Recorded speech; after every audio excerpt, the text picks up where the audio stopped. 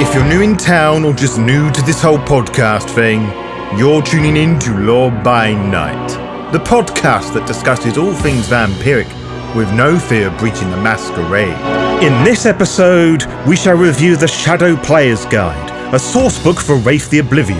I shall present my thoughts and opinions on its presentation and mechanics to help you better decide whether this is the sourcebook for you.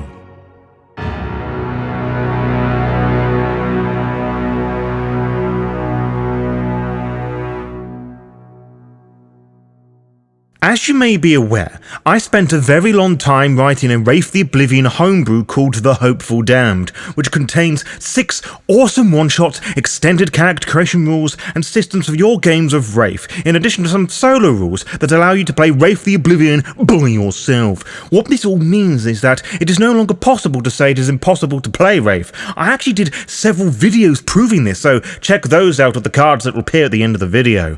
As part of the creation of the homebrew, I made the conscious decision to list every single shadow archetype for players to use, to maximize creativity for players by giving them all the options in one easy to find place. This means I had to go and purchase the Shadow Player's Guide, which I should hope is self-explanatory, what the contents entail.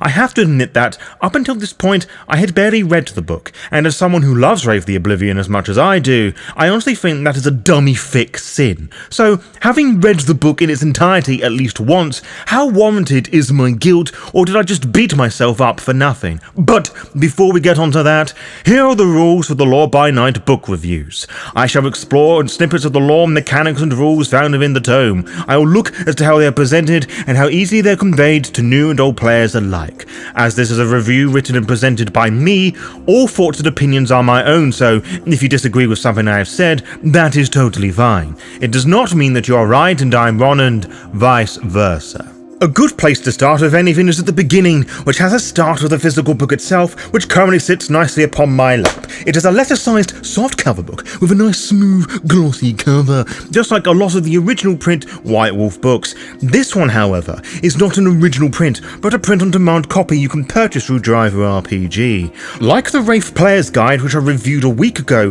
the front cover uses a fancy-pantsy photo approach, decorating the front cover with a greeny-grey Arkanoid chip and skulls with a far more sinister red skull with more ornate decorations around the chin, cheeks and eyebrows, which goes for a very striking image, though the subheading at the bottom of the page that reads "A mean and vicious nasty sourcebook" undermines the curious terror the cover attempted to establish. Similar comments can also be said with the little red italicized bits of text on the back cover as well.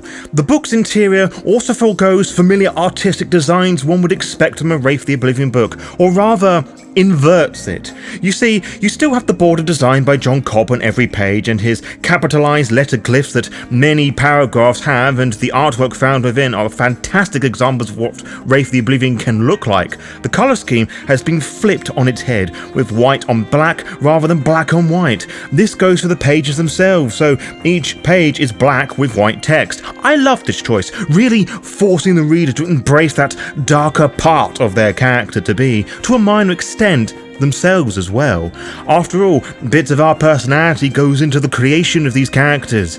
I can't deny, however, that this is also really cheesy, and some folks may not think it has aged well, as I've seen many complaints regarding the scheming regarding one of the La Sombre Vampire the Masquerade clan books, in addition to a friend of mine complaining they actually struggled to read that book because of the inverted gradients. It's definitely a stylistic choice that won't be to everyone's taste. One complaint I have with my copy of the book is that it is an annoying printing choice found within many drive-through RPG print-on-demand copies, is that the whole book isn't completely filled, so you have a very visible white border around the John Cobb border, which makes the book look a little shit.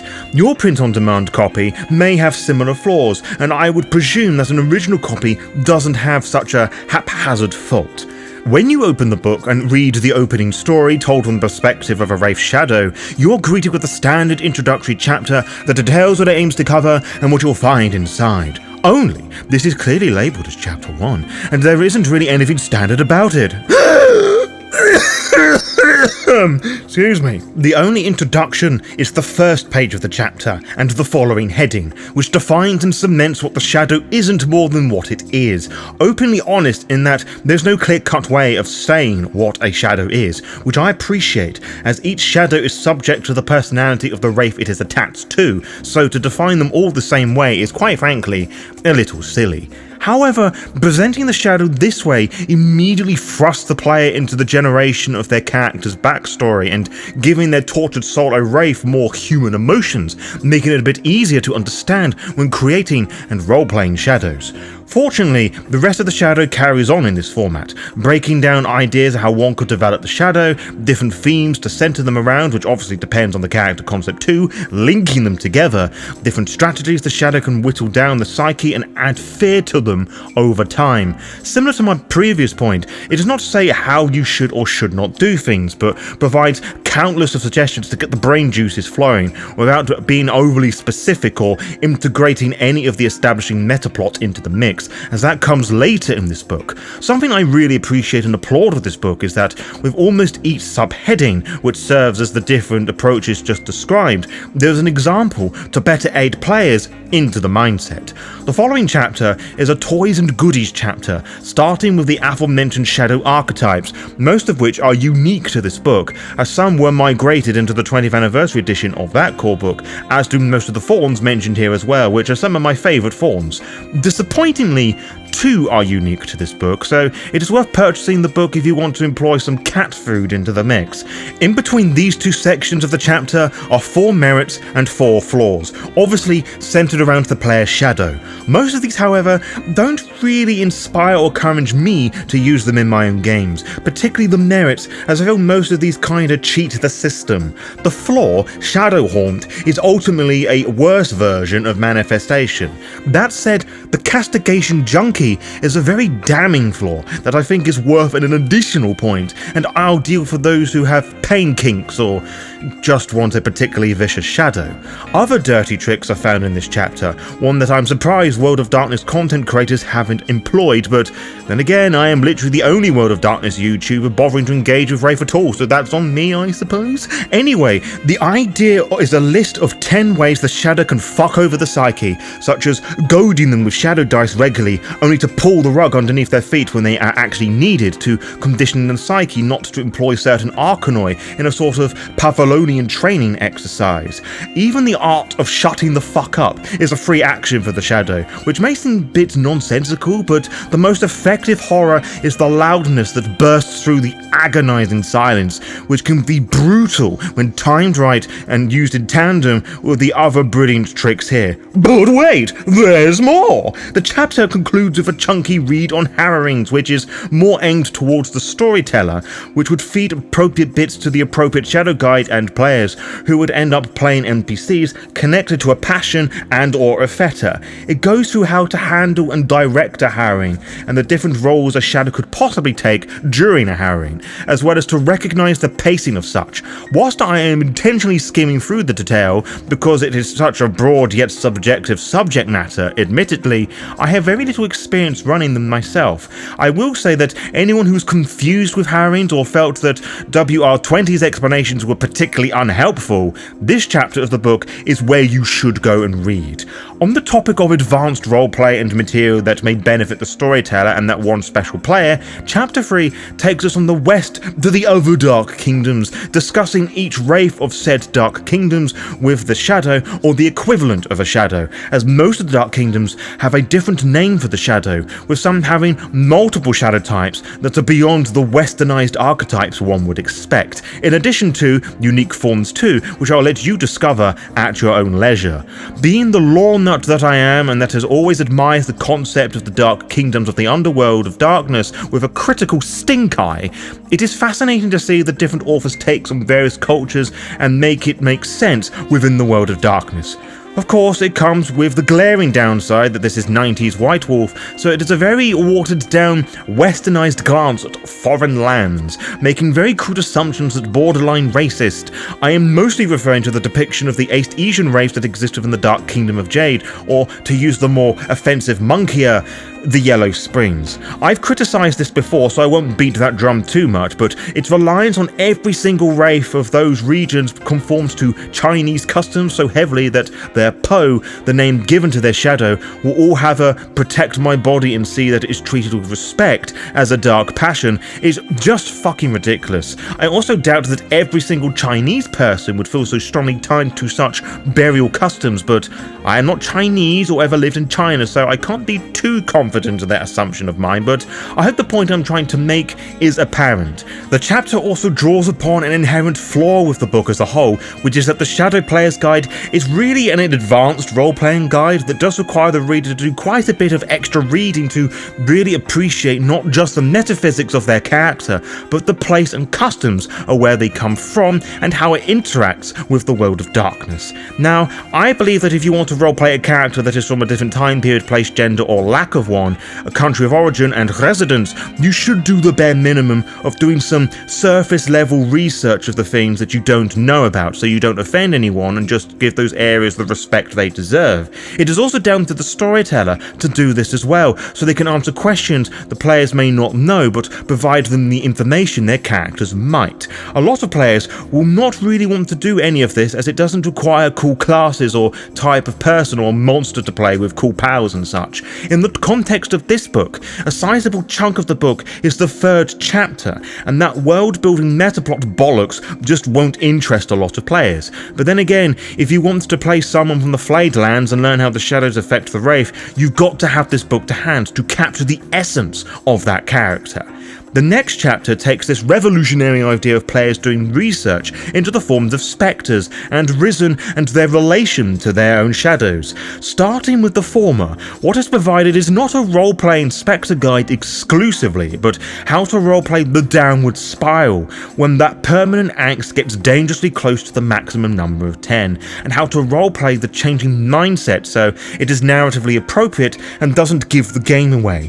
All of this stuff I think is far more useful than everything else that is presented in the chapter, as it is honestly more likely to occur in-game than one becoming a Risen and a Doomslayer, which is also briefly discussed in this book, which doesn't discredit the information regarding role-playing the conduit of a Risen, which offers a unique experience, given the usual stationary nature of the shadow forced into an object or the family cat. The info on the Doomslayers is worthwhile having, only if you don't have the dedicated Doomslayers book, which would release 1 year after the Shadow Player's Guide, which would come out, so it is really the only source that was available then. The second last chapter is a very interesting one that I don't think will ever be roleplayed much in groups because of an additional step to the roleplaying required to pull it off effectively. It focuses on the Eidolon, the higher self of the Wraith that, on occasion, allows one to stamp out the Shadow's plans and second-guess its motives. It adds another spiritual layer on top of the already spiritually enlightening World of Darkness game, but even if you skim read it would help players understand that each dot of Eidolon could mean how it is portrayed in-game, either as something that the ST narrates at dramatically appropriate moments, or is role-playing by another player.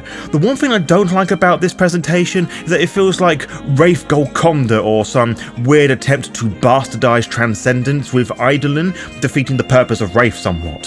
One thing that I do love about the chapter is how it ends, focusing on using and role-playing the Castigate Arcanoi, both the Castigator and Castigated. Again, this is something far more practical and useful for most sessions of Wraith the Oblivion, in my totally biased opinion.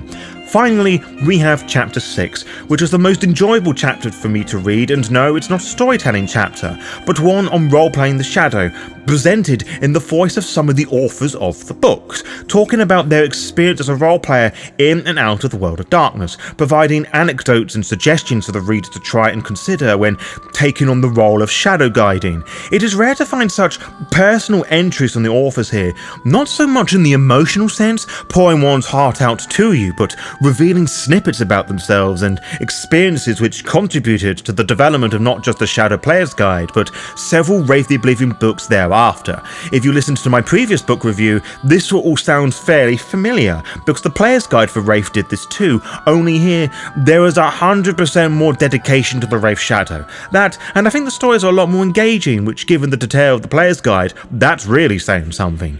It's honestly rare for one to give a book such glowing reviews as this one. Even with its chinks and the troubles it presents to players wanting to level up their role-playing, I believe the Shadow Player's Guide is an essential book for both the players and storyteller to own. I think it is really important for any ST thinking of running Wraith to consider the shadows of NPCs, as well as a deeper understanding of what the Shadow isn't. I think any Wraith fan worth their salt should own this book and really analyse it, studying the archetypes, and, when playing it, considering why the said character would manifest a shadow of that nature. It really should be within the arm's reach of any dedicated Wraith game, or one click away as y'all freaks that don't use physical books all that much. Definitely based shadow behaviour for sure. And for those of you who are new to the Lore by Night brand and the reviews I occasionally do, I do not do out of 10 scores because they are subjectively pointless. One person's 10 out of 10 is another's 3 out of 5 stars, which is another's minus 42 out of 100, so I shall rate this book Old Man at the Crossroads out of 10, as that is just as helpful as a proper out of 10 score. To be kept updated, follow the Lore by Night VTM Instagram and Blue Sky pages to find out when we upload each episode. You can also find out by subscribing to the YouTube channel and clicking on the little bell, as you'll be immediately notified when the latest episode is live. Until next time, farewell.